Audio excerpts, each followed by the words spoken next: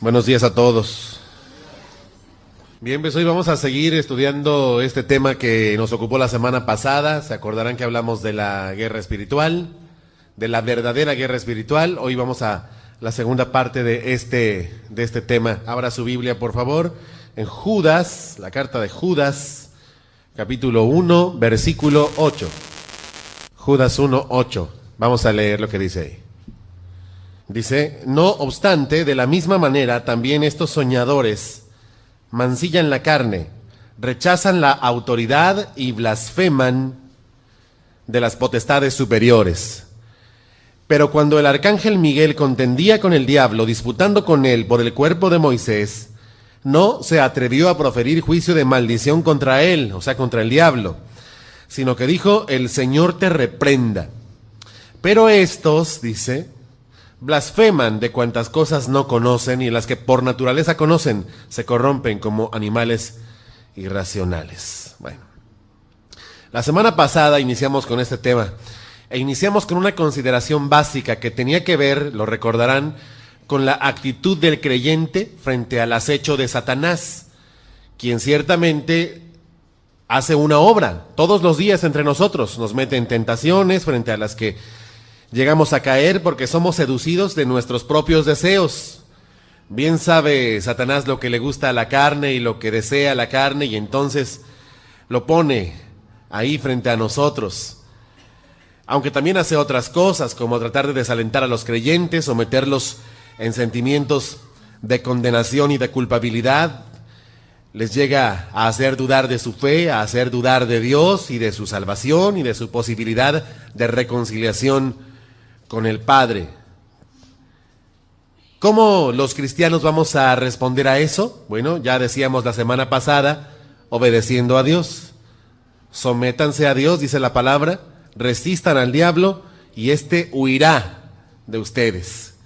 Veíamos la semana pasada que ni siquiera es necesario dirigirnos a Satanás y mucho menos reprenderlo o atarlo, como se ha llegado a creer. Y veíamos aquí en este versículo de Judas, antes de decir que el arcángel Miguel no se atrevió a reprender al diablo, sino que le dijo: el Señor te reprenda, Judas afirma ahí en el versículo 8 que algunos soñadores, y ahí se refiere a los falsos profetas, a los que hacen sus doctrinas, de sus consideraciones, de sus propios sueños, de su propio corazón, hablan cosas que Dios no dijo, ¿sí? Estos soñadores, dice, blasfeman de las potestades superiores. O sea, hablan sin sentido, sin conocimiento. Resulta, hermanos, que una de esas potestades superiores es precisamente Satanás, ahí, a quien Miguel no se atrevió a maldecir, no porque le tuviera miedo a Satanás, sino por reverencia a Dios, ¿sí? A fin de cuentas, si algún poder tiene Satanás, es parte del poder que originalmente le había sido conferido por Dios y que al día de hoy todavía este enemigo de Dios conserva, ¿sí? Y lo conserva porque Dios lo ha permitido, y todo tiene un propósito, y jamás el diablo hace nada si no es permitido por Dios, de manera que Dios cumple sus propósitos aún en las acechanzas del diablo, ¿sí? Y luego dice ahí Judas en el 9, dice: pero estos, o sea, los que andan reprendiendo, los que reprenden al diablo, ¿no? Estos los compara ahí con Miguel. Dice: estos blasfeman de cosas que no conocen. O sea, ahí deja a los que andan reprendiendo al diablo como gente superficial y como gente ignorante. Miguel sabía lo que hacía, este arcángel, ¿no? Él no se atrevió, dice, a blasfemar, a maldecir, a reprender al diablo, sino que le dejó su causa a Dios y dijo: el Señor te reprenda, ¿no? Sin embargo, los que reprenden, estos que reprenden al diablo, hablan de cosas que ni siquiera conocen. Aquí caben, hermanos, y mucho ojo con esto, aquellos creyentes que pretenden burlarse del diablo y lo tratan así ligeramente, ¿no? O sea, son los que, por ejemplo, le apodan el chanclas, ¿no? Y ahí andan con que el chanclas esto y el chanclas aquello, ¿no? O sea, no saben ni de lo que están hablando, ¿no? O sea, pretenden los que dicen estas cosas, que no importa cómo ellos vivan, no importa cómo ellos sean, no importa si obedecen o no obedecen a Dios, simplemente ellos son más eficaces que Satanás, nomás porque lo dicen, ¿no? ¿Qué entendemos de esto? Pues que no hay que andar alardeando contra el diablo, ¿no? O sea, no andemos por ahí pretendiendo que por el hecho de simplemente decir alguna cosa, pues ya estamos por encima de ese poder, ¿no? Porque el que se confía así, pues es muy fácil que caiga. ¿Sí?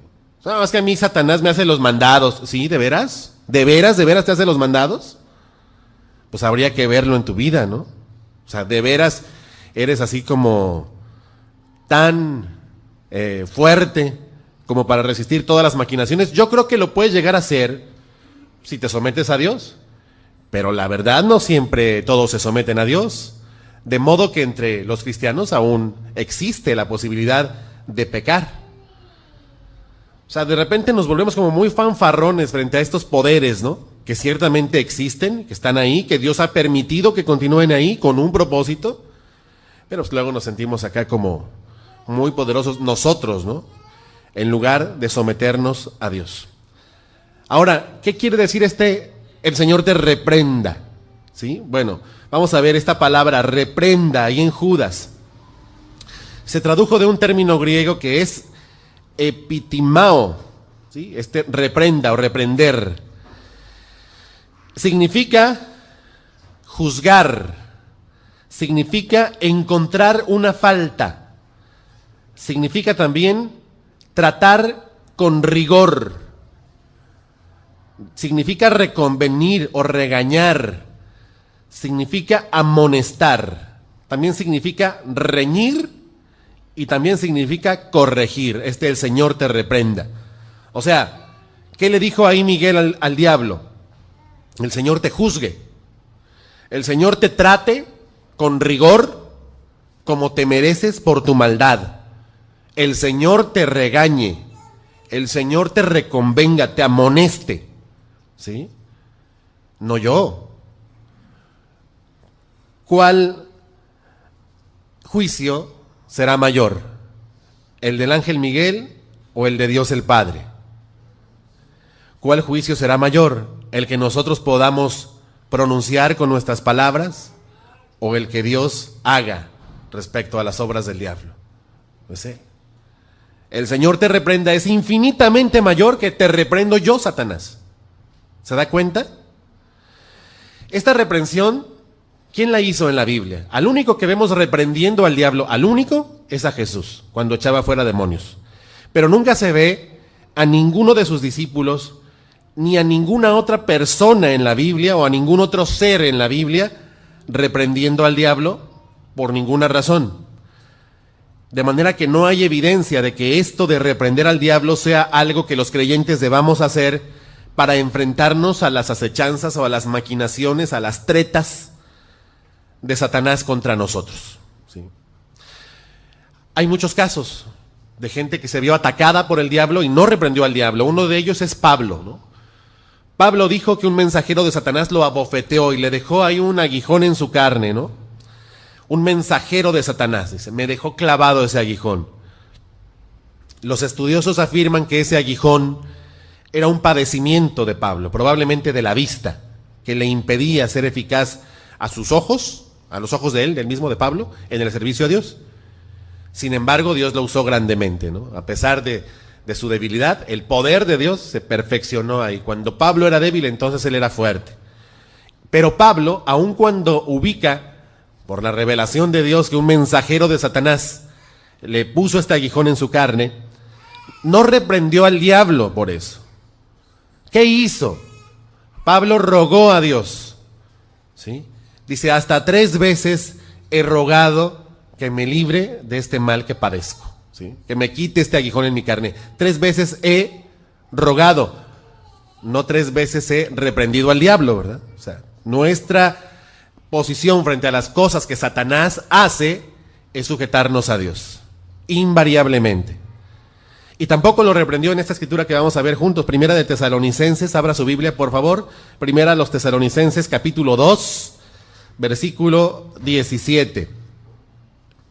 Aquí vamos a ver otra vez a Satanás obrando contra la obra de Dios, particularmente en la persona de Pablo, el apóstol. Primera a los Tesalonicenses, capítulo 2, versículo 17. Vamos a ver qué dice ahí. Leemos. Dice: pero nosotros, hermanos, separados de ustedes por un poco de tiempo, de vista, pero no de corazón, tanto más procuramos con mucho deseo ver su rostro, el rostro de ustedes, ¿no? A los tesalonicenses les está hablando. Por lo cual quisimos ir a ustedes, yo Pablo ciertamente una y otra vez, pero Satanás, ¿qué dice? Nos estorbó. O sea, aquí vemos otra de las formas en que Satanás obra, estorbando a la obra de Dios, ¿no? Impidiéndola. Ahí donde dice que nos estorbó, se traduce como abrir una brecha, de manera que el que va a venir acá no pueda llegar.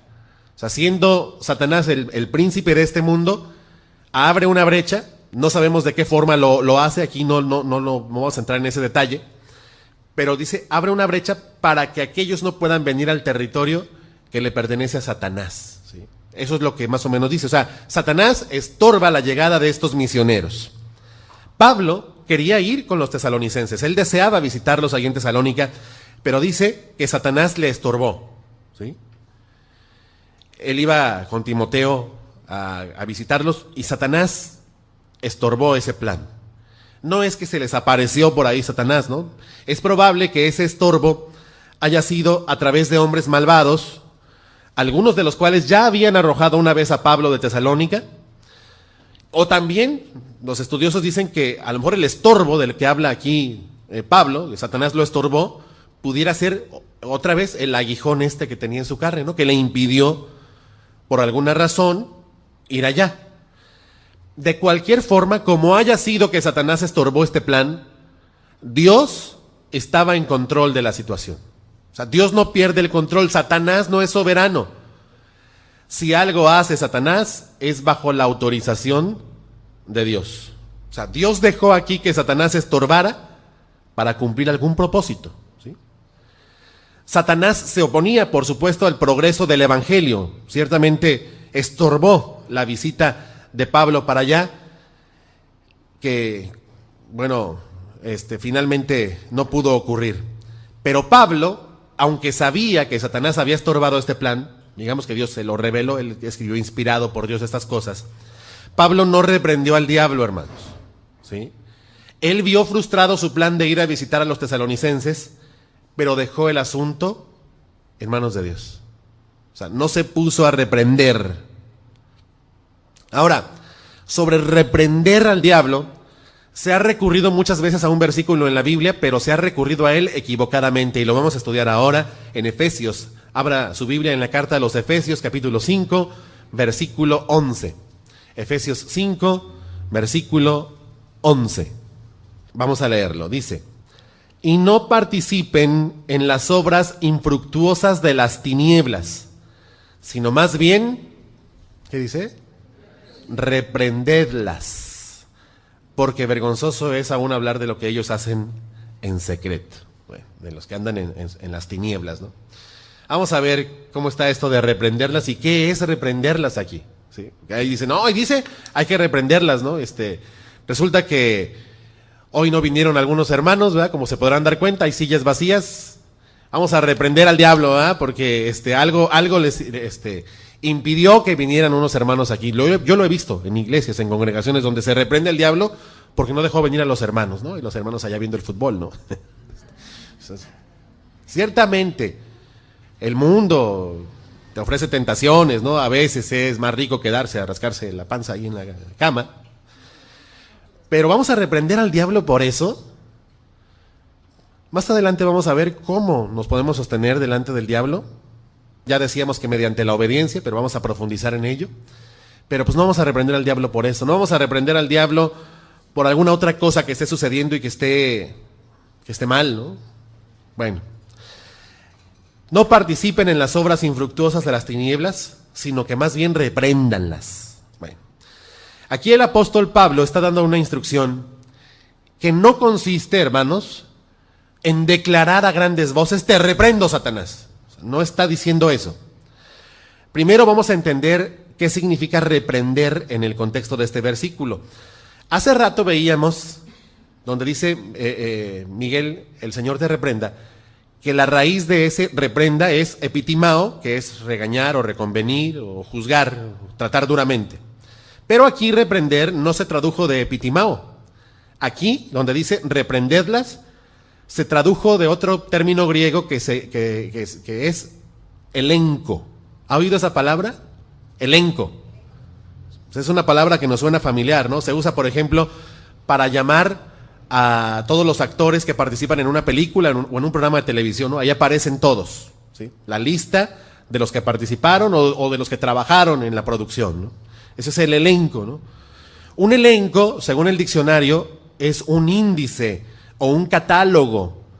También se entiende esto de elenco como un grupo de personas que trabajan en una misma tarea o que constituyen un grupo o que constituyen un equipo, ¿sí? Elenco, en el original griego, lo que significa es poner en evidencia, significa mostrar, significa también develar. ¿Qué es develar? Bueno, quitar el velo. Así como cuando, por ejemplo, hay una placa de inauguración de una plaza y llega el gobernador y quita el velo, ¿no? Para que ya la podamos ver. O una estatua, ¿no? Está tapada, van y la inauguran y le quitan el velo, o sea, la muestran, dejan que se vea, eso es develar.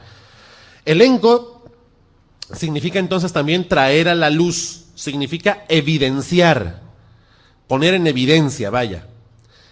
O sea, lo que decíamos hace rato del elenco, ¿no? La lista que aparece ya al final del programa de la televisión, lo que hace es evidenciar o traer a la luz o mostrar hasta el último de los participantes en la producción. Eso es elenco, ¿no? Entonces aquí dice, no participen de las obras infructuosas de las tinieblas, sino más bien elenco, sino más bien muéstrenlas, ¿sí? Sino más bien denúncienlas, ¿sí? Sino más bien muestren cuáles son esas obras. Pongan en evidencia la maldad que hay en esas obras. Hagan una lista, como quien dice, de esas obras y alerten a los demás sobre la maldad que hay en esas obras, ¿sí? Eso es reprendedlas. No reprendo a Satanás. Es, no me quedo callado ante el pecado, sino que expreso la postura firme de la palabra de Dios respecto a ella. La muestro, la pongo en evidencia, la saco a la luz, la balconeo, ¿verdad? También se traduce este elenco como redarguir. Acompáñenme a Juan 8:46. Vamos a ver otro lugar donde esta palabra elenco está en la Biblia, pero no aparece la palabra reprendedlas o reprender, sino que la traducción apunta para otro lado, pero el origen es el mismo. Juan 8, versículo 46. Juan 8, 46. Ahí está hablando Jesús y pregunta, ¿quién de ustedes me redarguye de pecado? Pues si digo la verdad, ¿por qué ustedes no me creen? O sea, ¿quién de ustedes me redarguye? Redarguye, ahí se tradujo también de elenco, ¿sí? ¿Qué quiere decir? En el contexto de este versículo, Jesús dice, ¿quién de ustedes me puede mostrar la lista de los pecados que he cometido? ¿Quién? ¿Quién me puede mostrar? ¿Quién puede ponerme en evidencia? Pues nadie, él era irreprensible, ¿no? O sea, él estaba diciendo con eso que él no podía ser acusado de nada con verdad, ¿sí? Elenco. ¿Quién me muestra mis pecados? A ver, muéstrenme. Pues nadie podía, por supuesto, mostrarle esos pecados. Nadie podía reprenderlo, ¿sí? Entonces, reprender las obras de las tinieblas, insisto, no significa gritarle a Satanás, te reprendo. No significa regañar a Satanás. Significa, hermanos, que nosotros no nos debemos de callar cuando vemos el pecado y sobre todo cuando lo vemos entre nosotros, entre los creyentes. Significa este mandato que nos opongamos con firmeza a que el pecado anide en nosotros mismos. No participes de esas obras, sino al contrario, o sea, no solo no participes, sino denúncialas, muéstralas.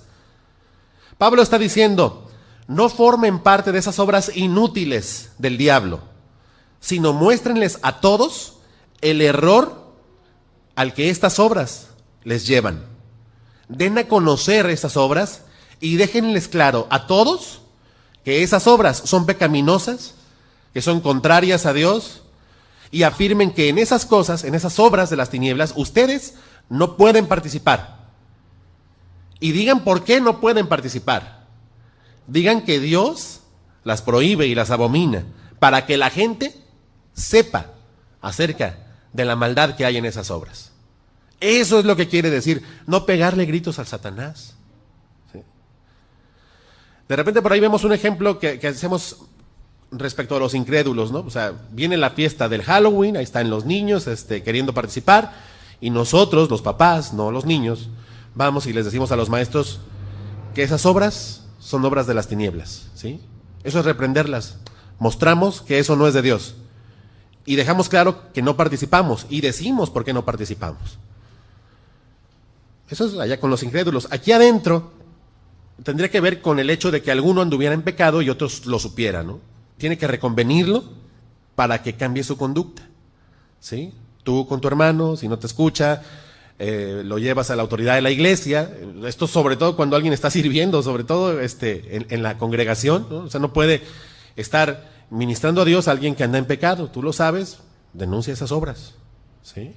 No para acabar con el hermano, sino para traerlo a la reflexión, al arrepentimiento, ¿no? A que se separe de su pecado y se restaure la comunión con Dios, ¿sí?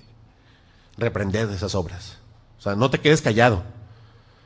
La instrucción es directa, hermano. Si eres cristiano, no debes tener nada que ver con las obras malignas de Satanás y del mundo, sino reprender esas obras. O sea, rechazarlas y sacarlas a la luz. Y oponerse a esas obras, oponerse al pecado. No ocultes el pecado, denúncialo, es lo que dice ahí Pablo. Esa es la forma en que los cristianos reprendemos las obras de las tinieblas, no zapateando, ¿verdad? No pisando la cola al diablo, sino denunciando. Pablo les describe a los efesios la forma en que pueden defenderse de todas las artimañas del maligno, ¿sí? Ya decíamos la semana pasada, sométanse a Dios, resistan con ello al diablo, y entonces el diablo huirá de ustedes, ¿sí? Y también decíamos la semana pasada que lo resistimos como lo resiste un ejército, ¿no? A partir de armas que Dios nos da para resistir las artimañas del enemigo, ¿sí? Y decíamos que nuestras armas además no son carnales, sino poderosas en Dios, para la destrucción de fortalezas, que ya decíamos eran argumentos o ideas que se anidan en la mente de las personas y que les llevan de continuo solamente al mal. Bueno, pues ahora vamos a revisar las armas de nuestra milicia, que ya la semana pasada nos acercábamos así de manera muy, muy general a ellas, y a las que el apóstol Pablo en Efesios 6:10, acompáñeme por favor, llama la armadura de Dios.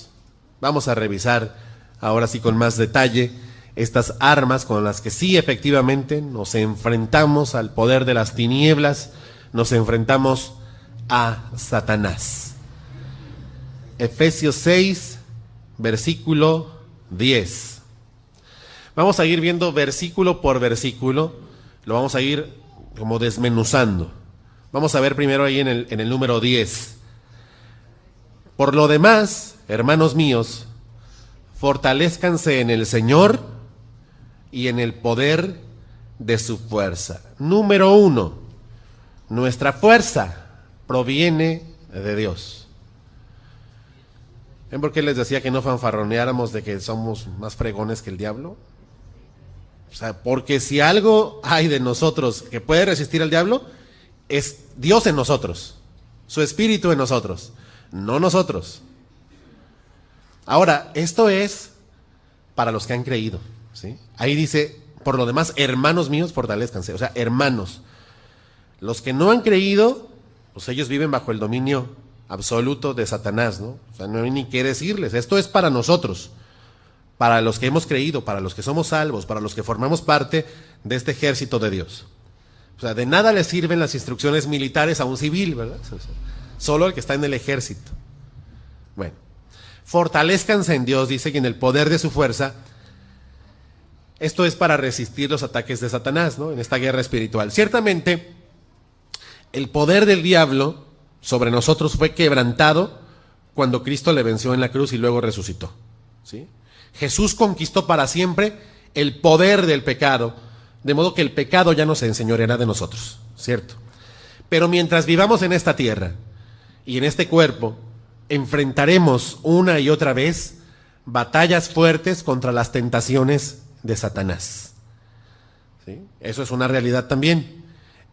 El poder de Dios, la fuerza de Dios en nosotros y su palabra son necesarias a nosotros para poder tener una victoria total sobre estas maquinaciones, sobre las tentaciones, sobre la obra del diablo contra nosotros. Y luego dice en el 11, vístanse de toda la armadura de Dios para que puedan estar firmes contra las acechanzas del diablo. Vístanse, dice. Este verbo vístanse hace alusión a algo que se hace una sola vez en la vida. Vístanse no solo alguna vez, sino vístanse y quédense así vestidos toda su vida. Permanezcan vestidos así. No se quiten la armadura porque la guerra no cesa. Es permanente. La armadura debe ser nuestra vestimenta todos los días de nuestra vida. Todos. Nos sirve para protegernos de esos ataques y maquinaciones del maligno, que son las formas en que astuta y engañosamente Satanás y sus demonios preparan contra nosotros los creyentes toda una ofensiva, todo con tal de apartarnos de Dios y de su verdad. Ahora dice ahí, para estar firmes contra las acechanzas del diablo. Acechanzas son maquinaciones, son obras, son engaños, son artilugios, son estrategias. Y ahí en esas acechanzas se incluyen todos los pecados, todas las prácticas inmorales y falsedades en cuanto al conocimiento de Dios, así como todas las trampas y atractivos del mundo y los deseos de la carne. Con todo eso, Satanás nos acecha. Con todo eso. Porque el diablo es el opositor de Dios por excelencia. Sobre cómo actúa el diablo, nos encontramos que entre muchas de sus maquinaciones o acechanzas, el diablo pervierte la palabra de Dios. O sea que el diablo conoce la palabra de Dios. De repente yo creo que el diablo sabe mucha más Biblia que muchos de nosotros, ¿eh? Pero la tuerce, ¿sí? Lo hizo con Jesús en el desierto. Le mostró la palabra, pero de una forma totalmente retorcida. También el diablo obstaculiza a los siervos de Dios, como ya lo veíamos hace rato con Pablo, ¿no? No lo deja llegar hasta allá. El diablo entorpece la predicación del evangelio. El diablo obra de manera que mantiene ciegos en su entendimiento a los incrédulos, ¿no? Dice que el Dios de este siglo cegó el entendimiento de los incrédulos para que no les resplandezca la luz del evangelio. O sea, se opone a la acción de Dios. No triunfará, pero obra. El diablo también tiende trampas e intenta el diablo que andemos como bajo acusación permanente y bajo condenación. Aquellos que ya no están bajo condenación, aquellos que ya han sido lavados por la sangre de Cristo, aquellos que ya han creído para salvación. Y también sabemos que el diablo mantiene al mundo sometido a su poder y que se opone en todas las formas que es posible oponerse a la obra de Dios, ¿no? O sea, sabemos, dice Juan, que somos de Dios, dice, pero el mundo entero está bajo el maligno. Eso es una realidad, no la vamos a negar.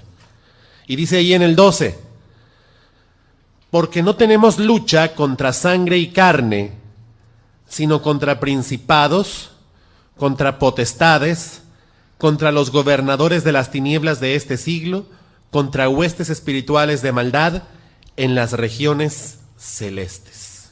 Vamos a ver qué dice ahí.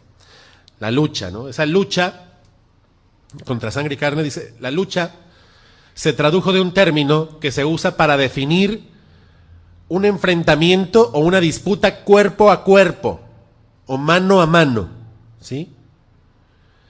Esa lucha, dice, no es contra carne y sangre, o sea, no es contra personas. Aunque Satanás, por supuesto, usa personas para su obra, ¿no? Para sus fines destructivos. Aquí, ¿qué entendemos de esto? Que cuando una persona ataca a los hijos de Dios y ataca la obra de Dios y a Dios mismo, esa persona está siendo dirigida por Satanás, usada por Satanás.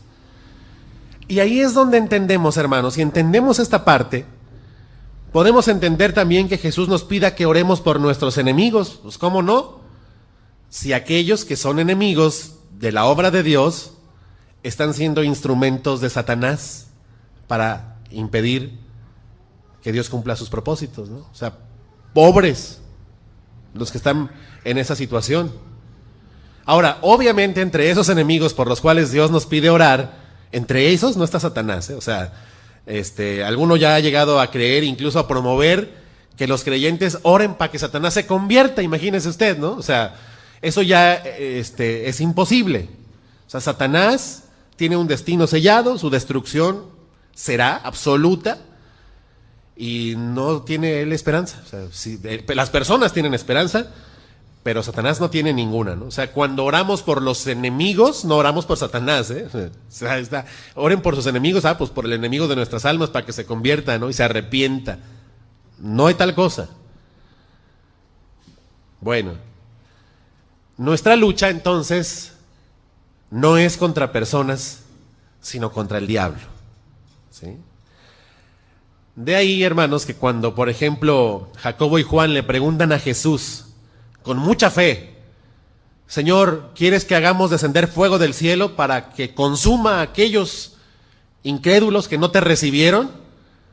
Jesús los reprende, a ellos, no al diablo, ¿eh? Jesús los reprende a ellos, los regaña y les aclara, yo no vine a perder las almas de los hombres, sino a salvarlas. O sea, si aquellos están siendo movidos por Satanás, pues pobres, ¿no? Están en una condición terrible, pero mientras tienen vida tienen esperanza, porque un día pueden ser librados por la fe, oyendo el evangelio que les puede hacer creer y arrepentirse, ¿sí? Por eso hay que orar por los enemigos, que nuestra lucha no es contra ellos. Pobres enemigos de los cristianos, pobres enemigos de la obra de Dios, están en una condición terrible. Y lo digo por experiencia, eso me sucedió a mí, hermanos. O sea, yo era un enemigo de la obra de Dios, lo fui durante algún tiempo, ¿no? No declaradamente, no como quien se levanta y contiende con Dios, pero sí como quien es movido por el diablo para impedir el avance de su obra. Les voy a contar por qué. O sea, les cuento, yo era director de una estación de radio en Guadalajara. Y había unos cristianos que querían proclamar la palabra de Dios a través de los medios de comunicación, cosa que yo he venido haciendo por los últimos 11 años. Pero en algún tiempo yo era opositor de eso y decía, no. Mis maestros me habían enseñado que no tenía ningún sentido dejar que algún creyente en Dios viniera a la radio a hablar de Dios. Porque decían mis maestros, nunca vamos a llegar a ningún acuerdo. O sea, mejor ni te metas. La recomendación es no programes temas religiosos en la radio. Y con esa idea yo crecí. Pero resulta que un día llegan unos cristianos ahí a la estación de radio y me presentan su proyecto, ¿no? Y yo, por supuesto, dije, no pasarán, ¿no? Sobre mi cadáver. No dije eso, pero yo no estaba dispuesto a que entraran, de ninguna forma. Y entonces ese programa era un programa que hacía un grupo de jóvenes en Guadalajara, dirigidos por un adulto, un misionero que vivía en Guadalajara, y hacían un programa. Los jóvenes de ese equipo, cuando supieron que yo me había negado se enojaron mucho, estaban muy contrariados por mi negativa y también tuvieron entre ellos por ahí la tentación de orar para que Dios me derribara, ¿no? Para que hiciera descender fuego del cielo, para que me quitara de ahí de donde yo estaba y me castigara duramente, me reprendiera, ¿no? Pero en lugar de permitir eso, su dirigente, que era un hombre sabio, les instruyó conforme a la palabra y les recordó que Jesús dijo: amen a sus enemigos, bendigan a los que los maldicen, hagan bien a los que los aborrecen y oren por los que los ultrajan y los persiguen. Y estos jóvenes entendieron y oraron por mí, y Dios ciertamente oyó la oración de ellos a favor mío. Ellos me amaron, me bendijeron y me hicieron bien orando por mí, aunque yo de alguna forma los perseguía, negándoles la entrada para que proclamaran a Jesucristo. ¿Sí? Y Dios obró, porque cuando ellos transmitieron su primer programa, al cual todavía yo me opuse, lo que dijeron en ese programa, los primeros 5 minutos de lo que yo escuché de ese programa, fueron palabras que Dios estaba usando para atraerme hacia Él. Y yo ese día entregué mi vida a Cristo. Dios tuvo misericordia de mí. Esto ocurrió en gran medida gracias a que aquel hombre y sus jóvenes entendieron que su lucha no era contra mí, que su lucha no era contra carne ni contra sangre, sino que estaba siendo yo un instrumento de Satanás. Por lo que si estos jóvenes realmente querían servir a Dios, tenían que empezar por mí, tenían que empezar por pedirle a Dios misericordia para mí, porque su lucha no era conmigo. No reprendieron al diablo tampoco, aunque el diablo ciertamente me estuviera usando para impedirles el paso. No reprendieron, sino que encomendaron su causa a Dios, que es justo. No es contra carne, hermanos. Es contra principados, dice, contra potestades, contra gobernadores y huestes espirituales de maldad. Son 4 rangos militares diferentes los que se describen ahí, que son como 4 niveles o 4 mandos a través de los cuales el enemigo, Satanás, opera. Así que no lo dude, hermano. Las fuerzas de las tinieblas no solo existen, sino que además se mueven continuamente, no están divididas, sino que están unidas y siguen una misma estrategia trazada por su dirigente, que es Satanás. No nos vamos a detener a revisar cada uno de estos 4 niveles, solo diremos que esta estructura nos habla de que esas huestes espirituales de maldad están organizadas y esa organización les permite tener eficacia y éxito en muchos de sus proyectos destructivos. ¿Sí? Ahora, es notable que esta misma organización es la organización que tienen los ejércitos de Dios. Por ahí en Colosenses, no es necesario que lo busque, yo se lo voy a leer nada más rápidamente, dice que en Dios fueron creadas todas las cosas, las que hay en los cielos y las que hay en la tierra, las visibles y las invisibles. Y luego dice: sean tronos, sean dominios, sean principados, sean potestades. ¿Sí? Todo fue creado por medio de Él y para Él. Pues ¿de dónde cree que salieron los demonios, hermanos? Pues eran ángeles que se apartaron de Dios y siguieron a Satanás. Creación suya también. Esto ya lo enseñamos alguna vez, pero no es que Dios creó la maldad. ¿Sí? Dios creó todo de una forma perfecta. ¿Cuándo comenzó la maldad? Dice la palabra, cuando se refiere a este Luzbel, este precioso ángel que Dios había hecho, que dirigía a las huestes celestiales en adoración a Dios, dice: perfecto eras tú también en todos tus caminos, hasta que se halló en ti maldad. O sea, la maldad tiene su génesis en Satanás, no en Dios. Cuando se encontró la maldad, que no había, se encontró en él. ¿Sí? Él, que quiso hacerse semejante o mayor a Dios, y al cual muchos siguieron en esas sus disoluciones, ¿no? En ese apartarse de Dios. Contra él y contra los que le siguieron, contra sus huestes espirituales, esos ángeles caídos, es nuestra lucha. Estas huestes espirituales de maldad en las regiones celestes son una referencia a las abominaciones más terribles que puede haber contra Dios y que operan, dice, en estas regiones celestes, por lo cual pueden dominar al mundo. O sea, esta expresión señala el rango originalmente superior de los poderes espirituales de Satanás comparados con los poderes nuestros, ¿sí? Esos poderes espirituales de Satanás cesarán totalmente al final de los tiempos, ¿sí? Pero por ahora siguen operando y siguen operando en estas regiones celestes, ¿sí? Por debajo del cielo, no en el cielo donde está Dios, sino en regiones celestes, y dice que en los aires, ¿no? Dice que Satanás es el príncipe de la potestad del aire, dominando el mundo del cual es príncipe. Ahora, ¿los creyentes debemos tener miedo por eso? No. Lo que debemos hacer es estar alertas de estas maquinaciones, de estas tentaciones, de esta obra de Satanás contra nosotros y obedecer a Dios, con lo que el diablo huye. Nosotros, hermanos, que estamos en Cristo, sabemos que estamos en aquel que está por encima del poder de Satanás. ¿Sí? Dice también Pablo a los Efesios por ahí, un poquito antes de esta escritura, que a nosotros Dios nos bendijo con toda bendición espiritual en los lugares celestiales en Cristo. O sea que por cuanto estamos en Cristo, estamos por encima de eso. No inmunes a los ataques de Satanás, pero si nos sujetamos a él, vamos a estar por encima de ese poder.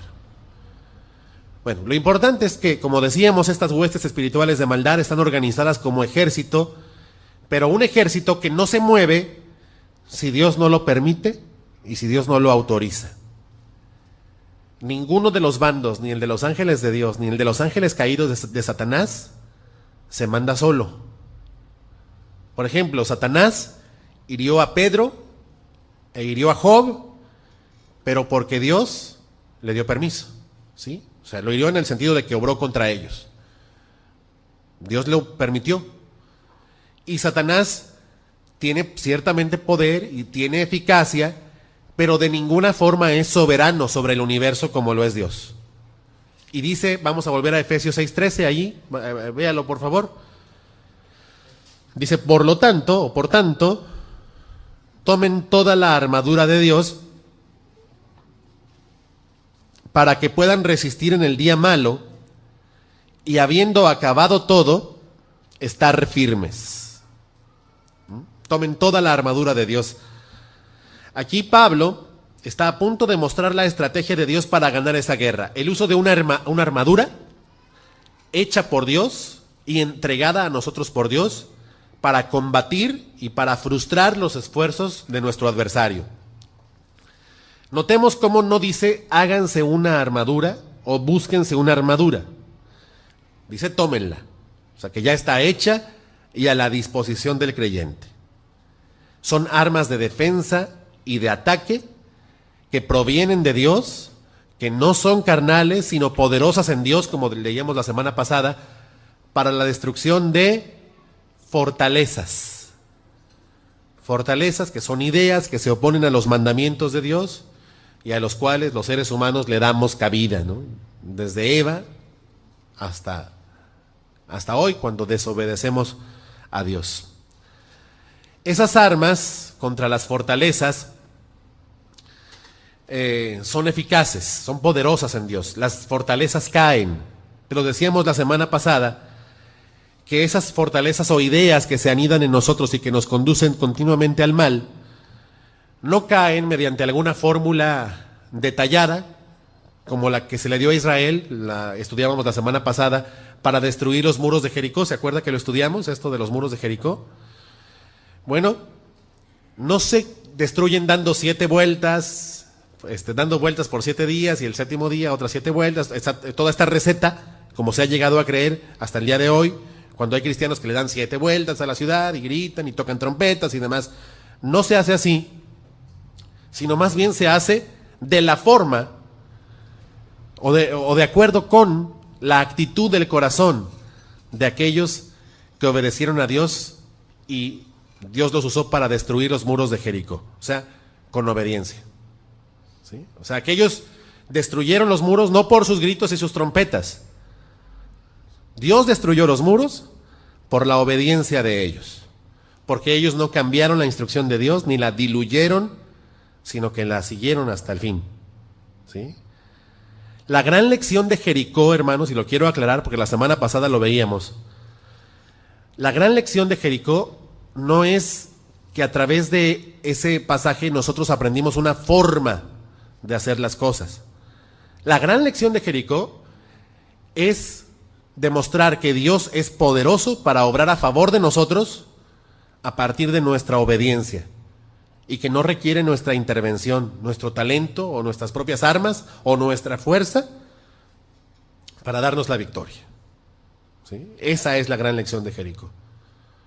Las armas de nuestra milicia son poderosas para destruir todas esas fortalezas, pero esas armas no son las que se usan en los enfrentamientos humanos, porque carecerían de valor en el reino espiritual. De hecho, ni siquiera es necesario representarlas, salvo para algún fin ilustrativo.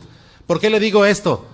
Porque de repente en la iglesia de nuestro tiempo se ha llegado a creer que por representar algún arma físicamente tendremos mayor fuerza para resistir al diablo, ¿no? Y ahí andamos, por ejemplo, haciéndonos espadas de madera, ¿no? Para aquí en el culto empezar a blandir la espada y darle de sus azotes a Satanás, ¿no?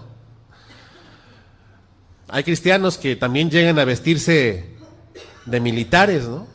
Para representar en sus congregaciones algún episodio de guerra espiritual, ¿no?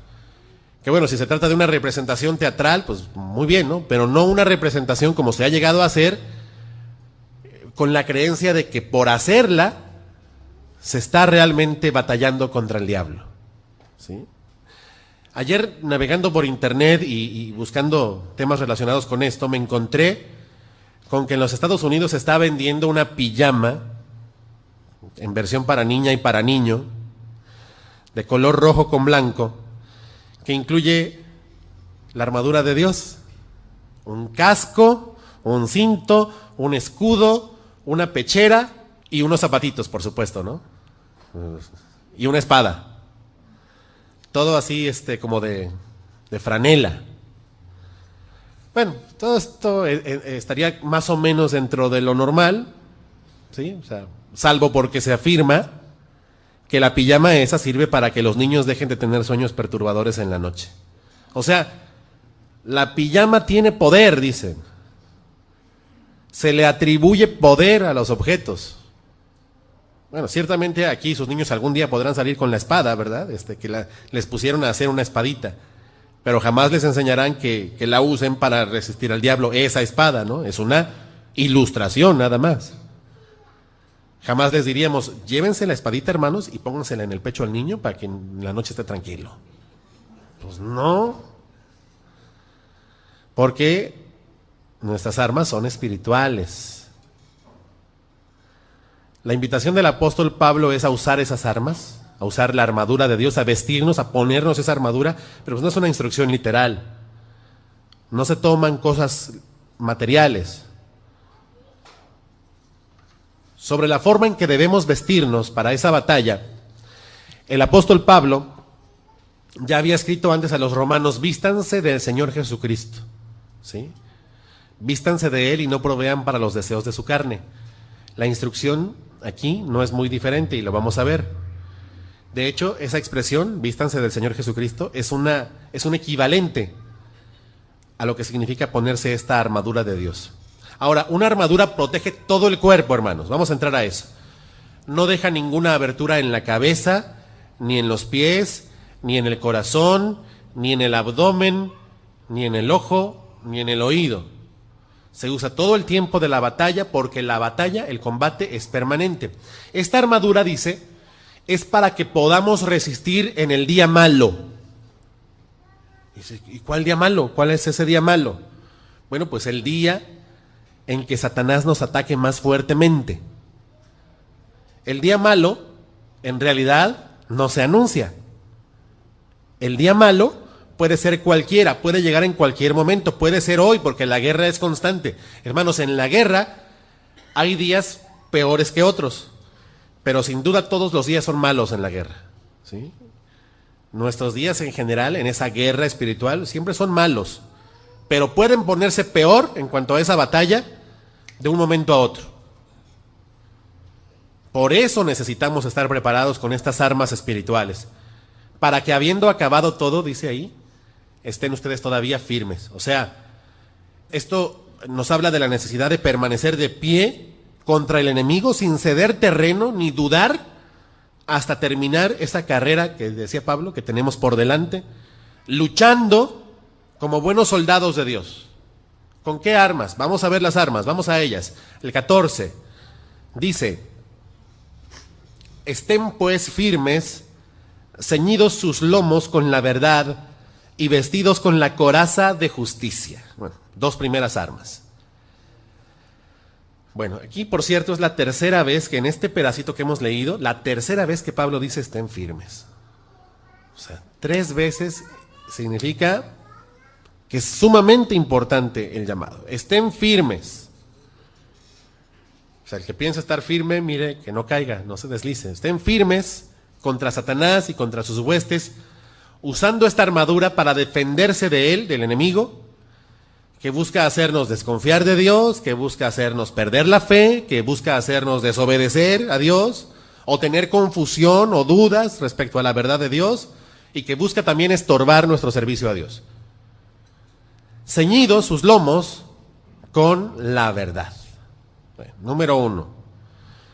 Aquí se refiere al uso de un cinturón o de una faja que junta o sujeta los trozos de tela de la ropa, ¿sí? Esos trozos que quedan así sueltos, que vuelan, ¿verdad?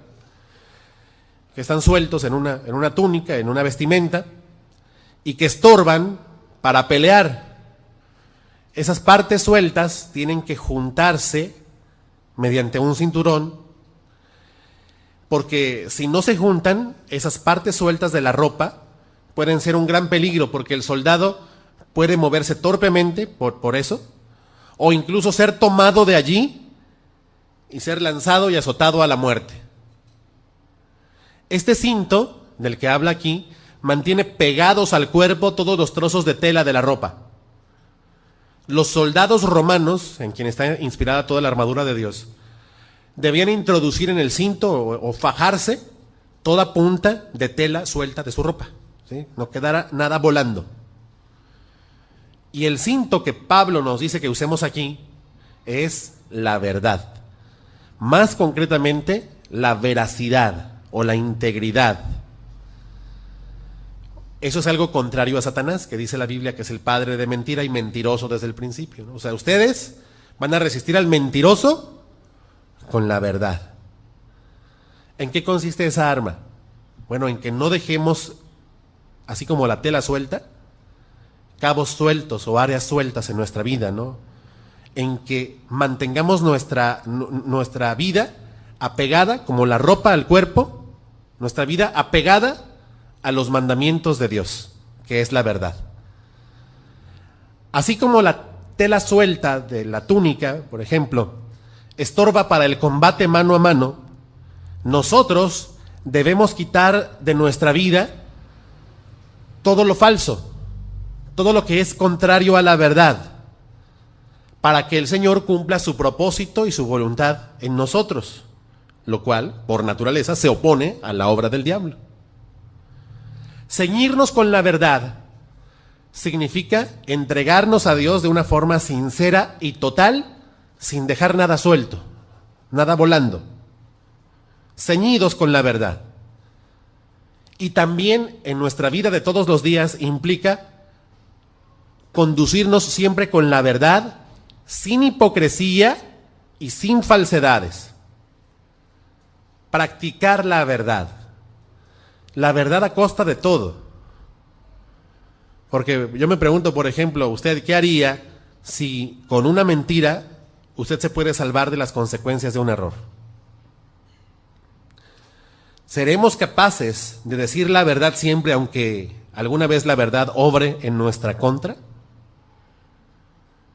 Como vemos, estas armas no son para una mera protección personal egoísta, ¿sí?, sino para que Dios cumpla su propósito en nosotros. O sea, no son una arma de protección para una vida cómoda y en Disneylandia, ¿verdad? No, son para mantenernos apegados a Dios, y con lo cual resistimos al diablo. Y luego dice, vestidos con la coraza de justicia.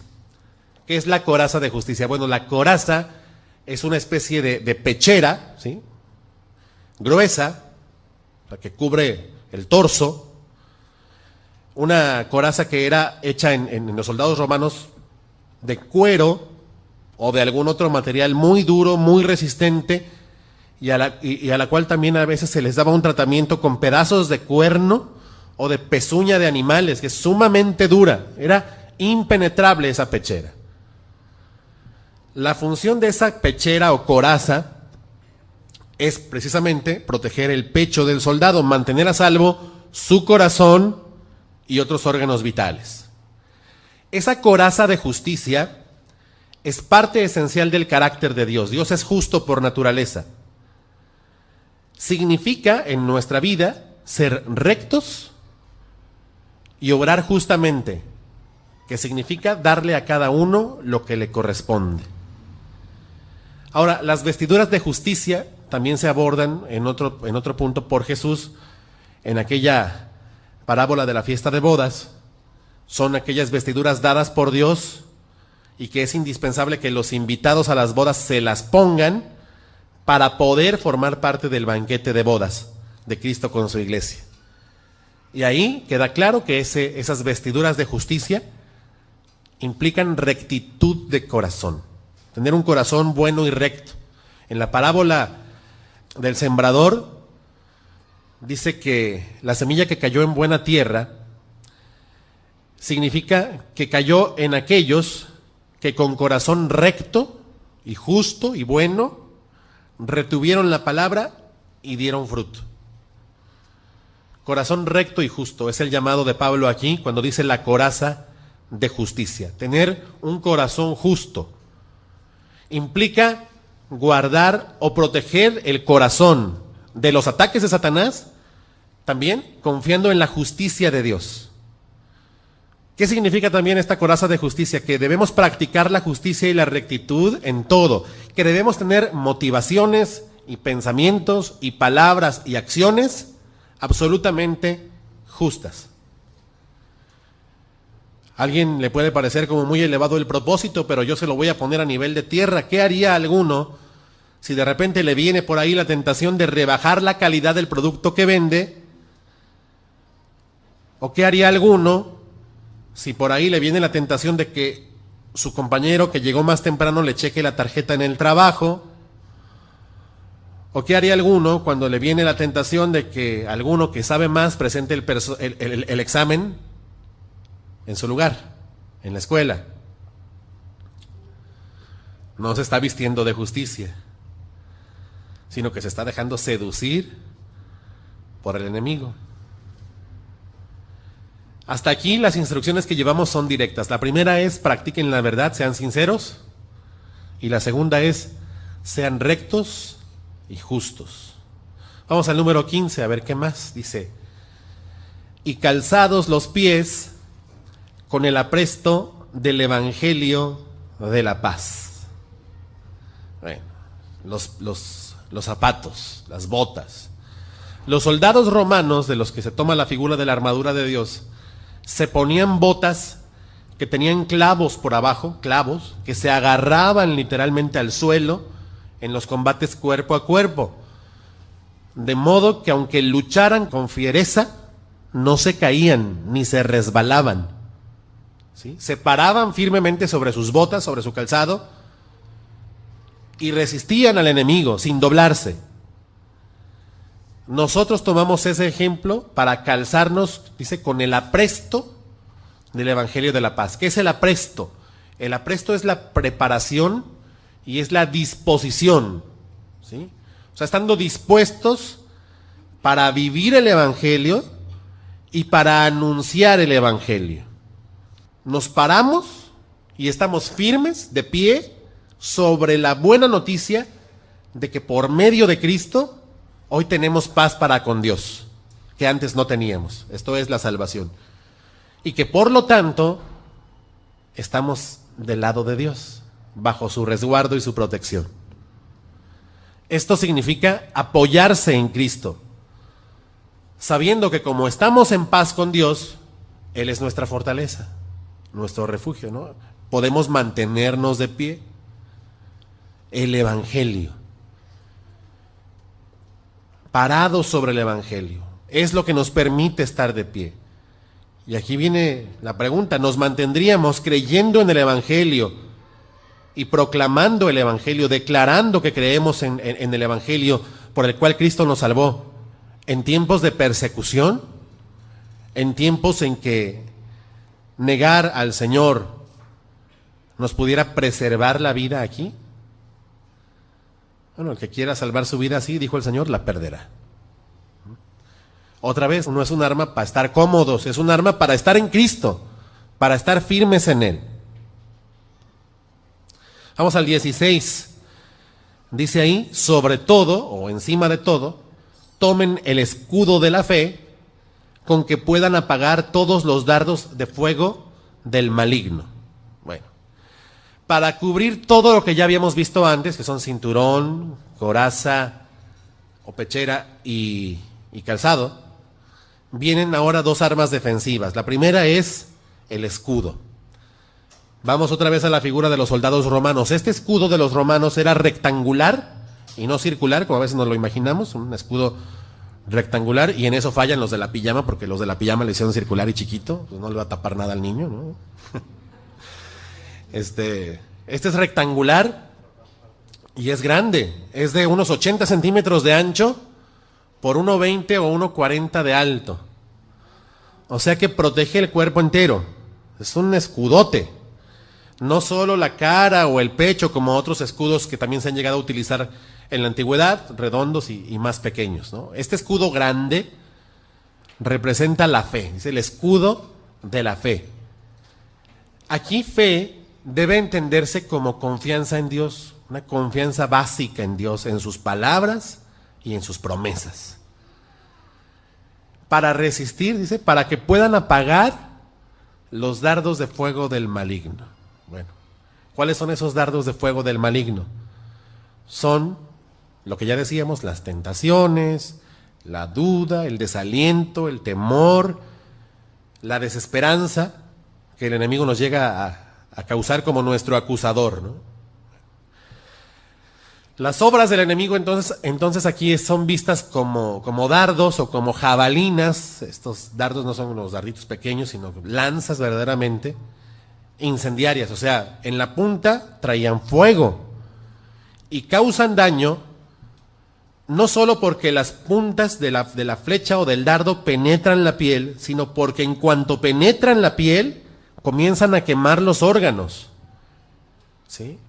Y penetran también en las estructuras de madera y en las carpas del campamento enemigo y las incendian rapidito. O sea, son armas poderosas estos dardos de fuego. Y aquí la pregunta: ¿cómo es que un escudo puede apagar un dardo de fuego? ¿Sí? No sé si se lo habrán preguntado, pues ¿qué tiene que ver el escudo con apagar el dardo? Bueno, los escudos de los que estamos hablando, de los romanos, estaban impregnados de un tipo de aceite que apaga ese fuego. Es a lo que se refiere cuando dice que con el escudo de la fe se apagan los dardos de fuego del maligno. Aquí encontramos entonces representadas a la confianza en Dios, que nos hace vencer sobre las tentaciones y tener firme esperanza en Dios ante el desaliento y ante el temor. Hermano, ¿alguna vez una voz por ahí le ha sugerido a usted que Dios no lo escucha o que ya lo abandonó, saque usted el escudo de la fe. Confíe en Dios por encima de esas voces que tratan de desalentarlo o de meterlo en tentación. El escudo de la fe apagará los dardos de fuego del maligno. Esa es la primera arma defensiva. Hay otra en el 17, vamos a leerlo ahí. Y tomen, dice, el yelmo de la salvación y la espada del Espíritu, que es la palabra de Dios. Vamos a la primera parte, al yelmo de la salvación. ¿Qué es un yelmo? ¿Quién sabe qué es un yelmo? Un casco, perfecto, un casco. O sea, el casco de la salvación, podríamos decir ahí, ¿sí? Obviamente, el casco protege la cabeza. La cabeza es un objetivo natural en cualquier batalla. O sea, vamos a proteger nuestra cabeza.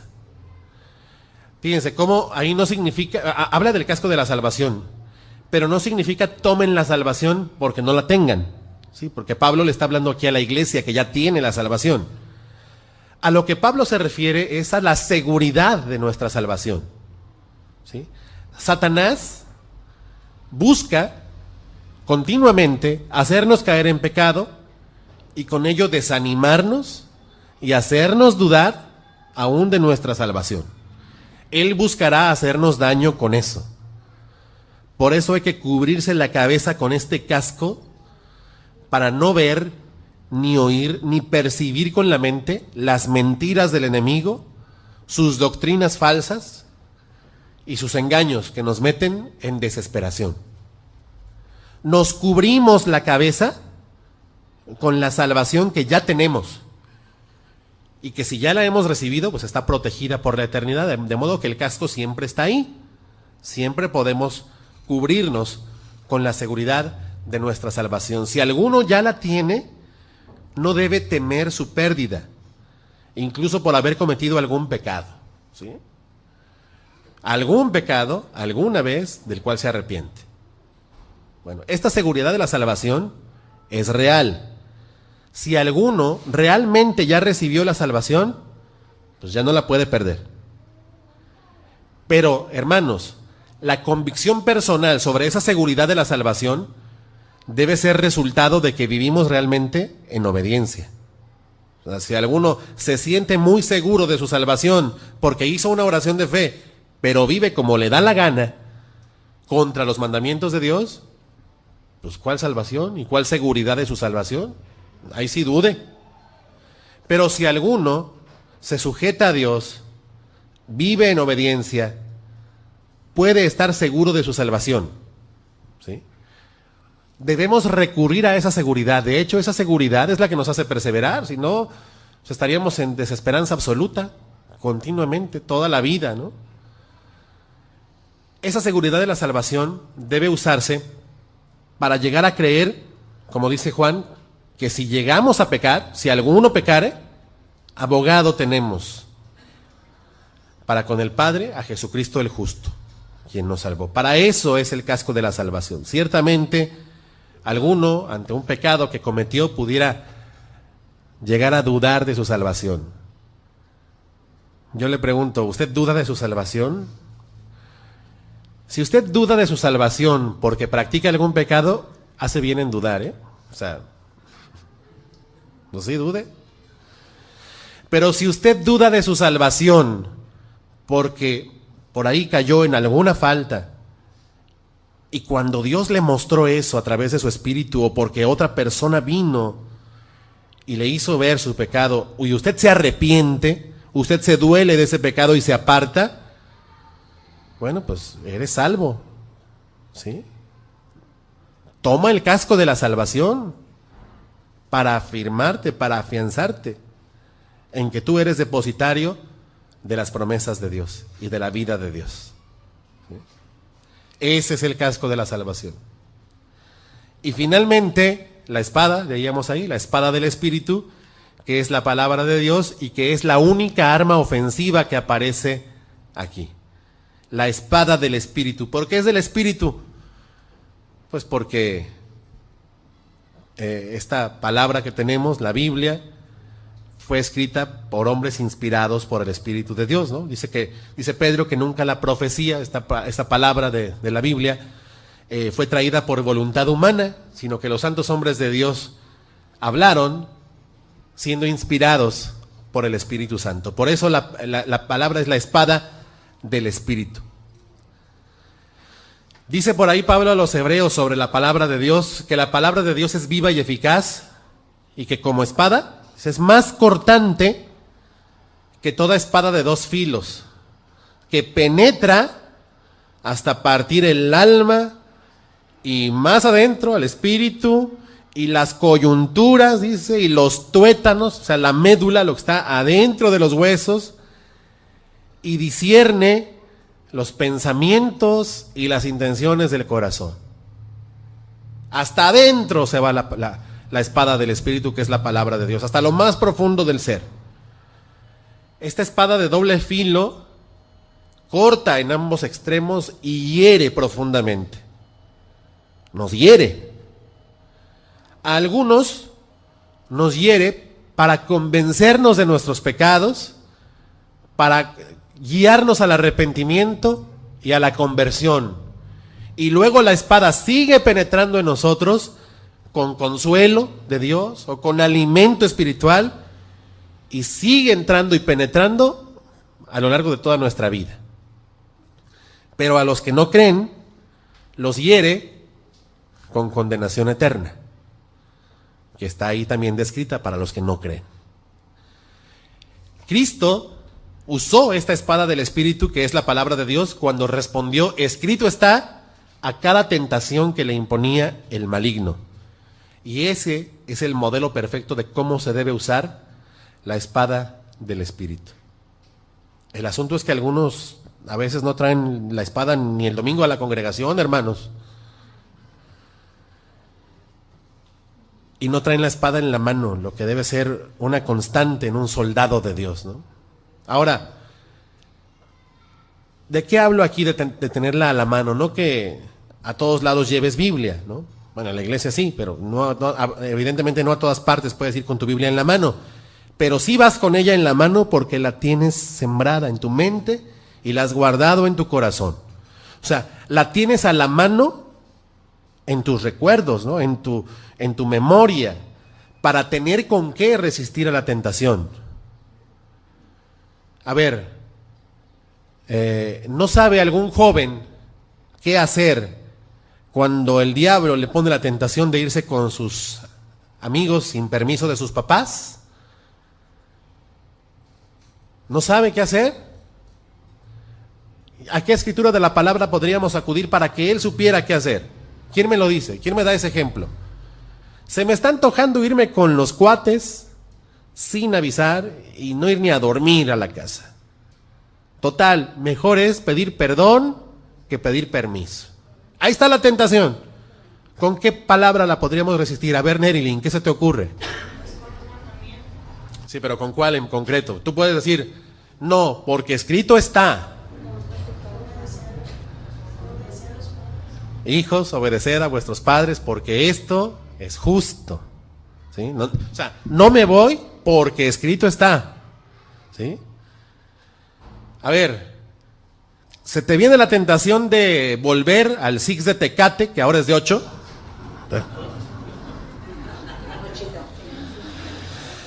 El rato va a ser de 10, ¿no?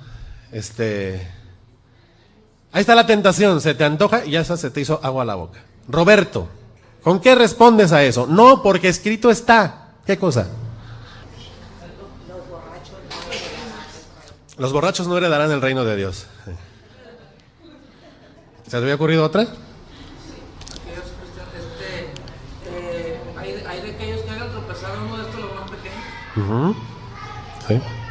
Yo cómo puedo hacer tropezar a uno. Pues tú puedes hacer tropezar a otro, sí, por supuesto. Porque escrito está, no os embriaguéis con vino, en lo cual hay disolución, ¿no? Antes bien, sed llenos del Espíritu. A ver, Javier, ¿tú manejas, Javier? Bueno, has llegado a manejar, a lo mejor no te es carro ahorita, pero llegas a manejar. A ver, vas ahí en el carro, a lo mejor alguien te prestó el carro, y se te viene la tentación de pelearte con el que de plano se te puso ahí en el malecón y no te deja pasar, sin neciamente. A ti te dan ganas de decir un montón de cosas o de bajarte y de agarrarte a golpes ahí. Está la tentación, esa es la tentación. ¿Cómo la respondes? ¿Con qué palabra? No, no lo hago porque escrito está. A ver, ¿de dónde te vas a agarrar? A ver la espada. Saca la espada, Javier. O sea, para resistir a esos ataques. A ver, ¿a quién le ayuda? ¿Quién tiene alguna palabra con la cual puede decir no, porque escrito está? Amarás a tu prójimo como a ti mismo. Bien, suena bien. Es un buen versículo. Airaos, pero no pequéis. O sea, no se dejen llevar por la ira, ni den lugar al diablo con eso. Fíjense, al diablo. ¿Sí? Y no dejen que se ponga el sol sobre vuestro enojo, que tiene una doble significación. No solamente es arreglarlo hoy antes de que se ponga el sol, sino no se dejen deslumbrar por el enojo, de manera que hagan algo como si estuvieran a ciegas. ¿Sí? Eso es lo que hace el enojo, nos ciega la ira.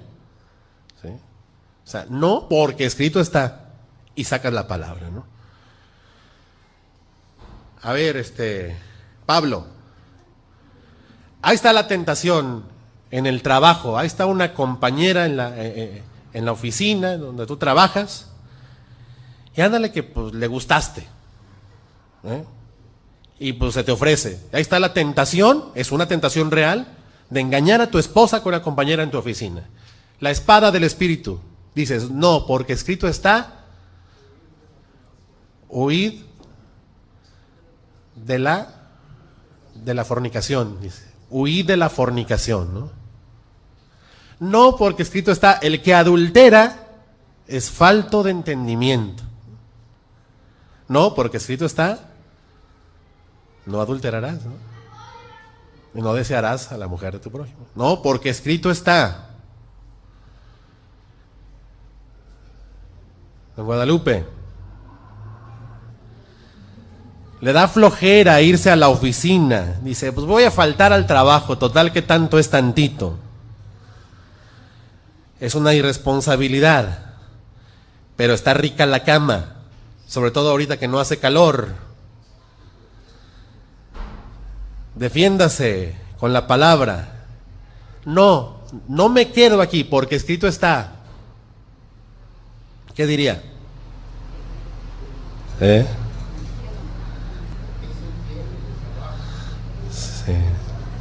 ¿Dónde está? Hay que ser fiel en el trabajo. El que no trabaje, no coma.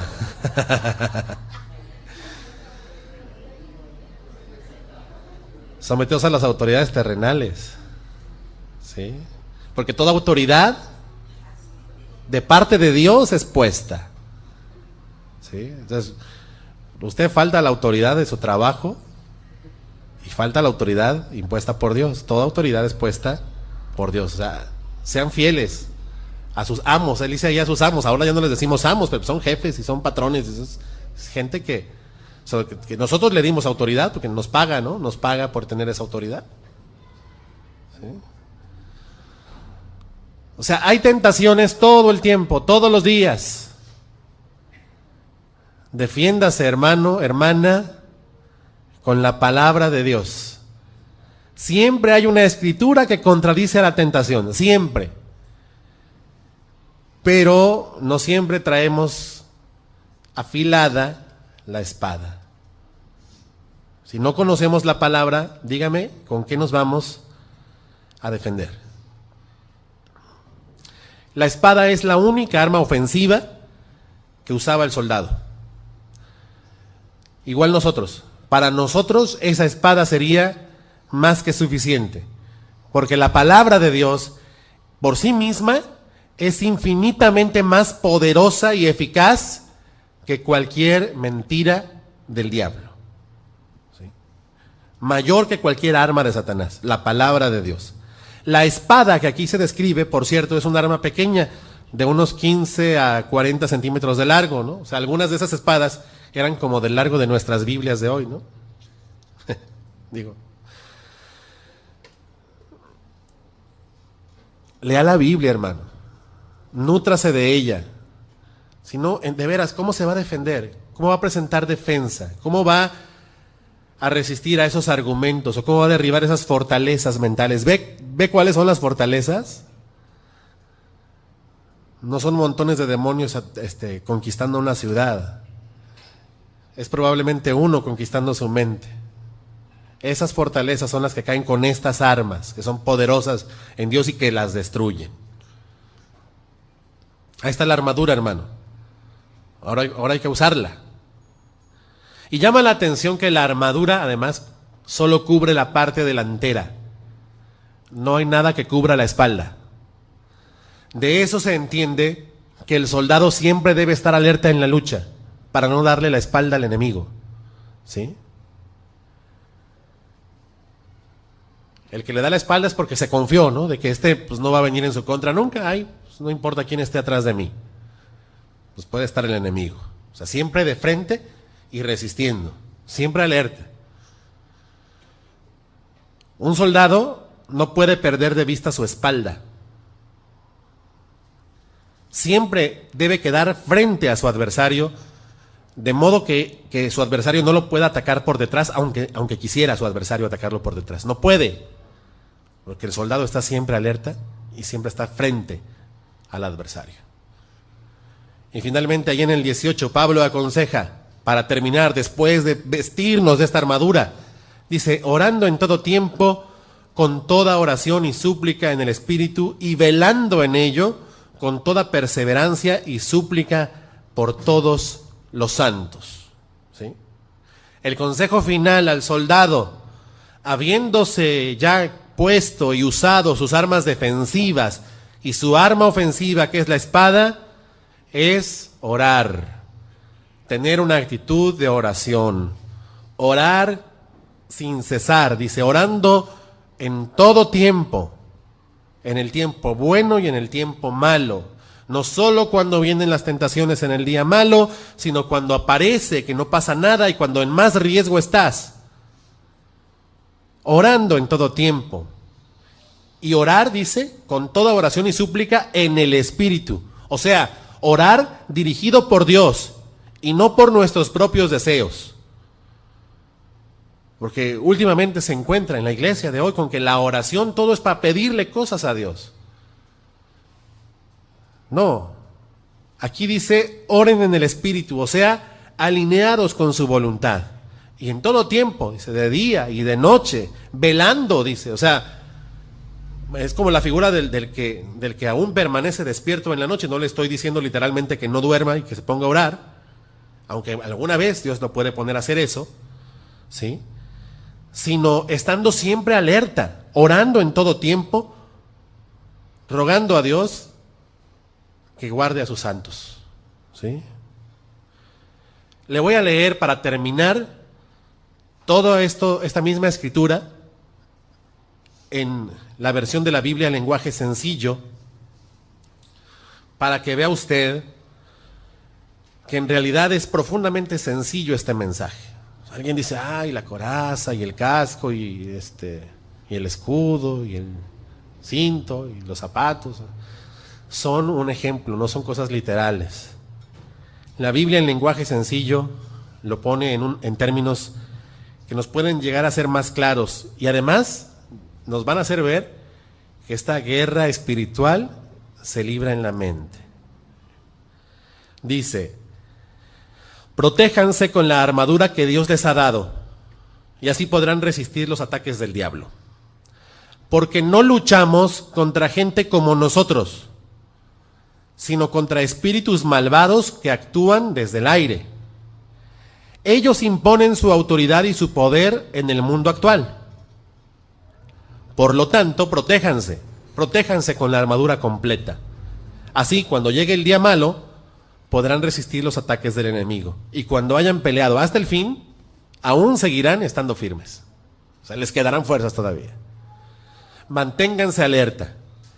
Y vamos a las armas. Vamos a ver cómo lo plantea la Biblia en lenguaje sencillo. Dice, que la verdad y la justicia de Dios los vistan y protejan como una armadura. compartan el Evangelio, compartan la buena noticia de la paz. Estén siempre listos a anunciar el Evangelio. Que su confianza en Dios sea como un escudo que apague las flechas encendidas que les arroja el diablo.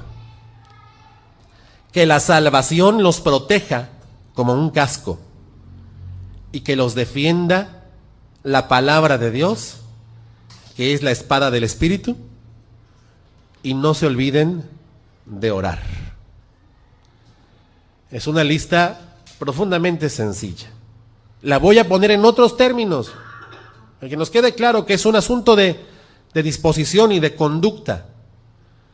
La armadura de Dios se podría resumir en: sean sinceros, practiquen la verdad, no digan mentiras, no escondan nada de su vida a Dios, sino entréguenlo, sean justos, sean rectos, párense firmemente en la esperanza que tenemos de haber sido salvados por Dios, o sea, en el Evangelio, tengan fe,